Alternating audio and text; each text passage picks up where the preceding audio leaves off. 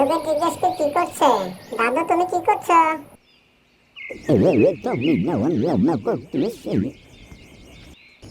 চলো মিনা, আমরা আজকে গরুর দুধ দোয়াবো। ঠিক আছে বাবা, আমি আসতেছি, তুমি যাও। তারপর মিনা দৌড়াতে লাগলো তার বাবার পিছে পিছে গরুর দুধ দোয়ানোর জন্য। তো অবশেষে তাদের গোয়ালের ঘরে চলে আসলো। তার বাবা বসে রইলো, সে কখন আসবে। এই তো। বাবা তুমি গরুর দুধ দাও, আমি এটাকে গরুটাকে খাবার খাওয়াচ্ছি। আর মাছি মশা বসতেছে তো গরুর গায়ে, এগুলা কিন্তু বসে বসে গরুকে অনেক কামড়াচ্ছে, বুঝছো বাবা? হ্যাঁ মিনা, আমি দেখতে পাচ্ছি। তুমি মাছিগুলো তরাও, এ ফাঁকে তুমি গরুকে খাবারও দাও। ঠিক আছে বাবা, তুমি দুধ দাও, ঠিক মতো দুধ দাও, না হয় কিন্তু গরু আমাকে গুঁতো দেবে।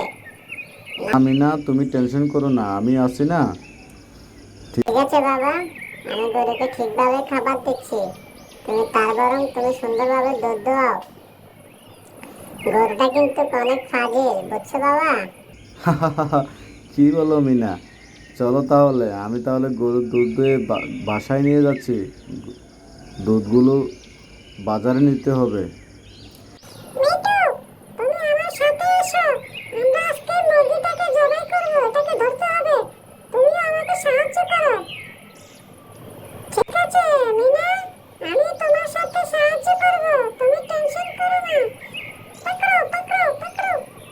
এই তো, মুরগিটা কিন্তু অনেক হয়রান হয়ে গেছে, তুমি এটাকে ভালোভাবে জাগ দাও কাছে দিয়ে। এই তো হয়ে গেছে। কি রে বল্টু, কই যাস তুই? এ তো মিনা, আমি নদীর ধারে যাচ্ছি, মাছ ধরবো। তাহলে আমাকেও নিয়ে যা, আমিও মাছ ধরবো।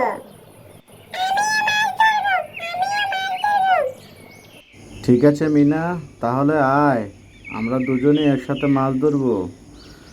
মিঠু তুমি আমার সাথে আসো, আমরা আজকে পল্টু কিভাবে মাছ ধরে আমরা আজকে দেখবো।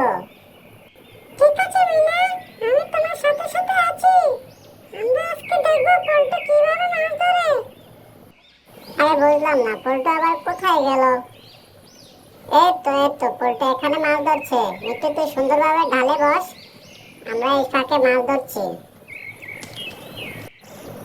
আরে আরে পল্টু, নদীর ওপার থেকে কে যেন ঢিল মারছে, দেখছো তুমি? আরে, ওইটা রাজন ছেলে না? আর ওই তো বেশি ফাজিল একটা ছেলে, বুঝছো? ও যেখানেই মানুষ একটা ভালো কাজ করবে ওখানে সে বাধা দেয়।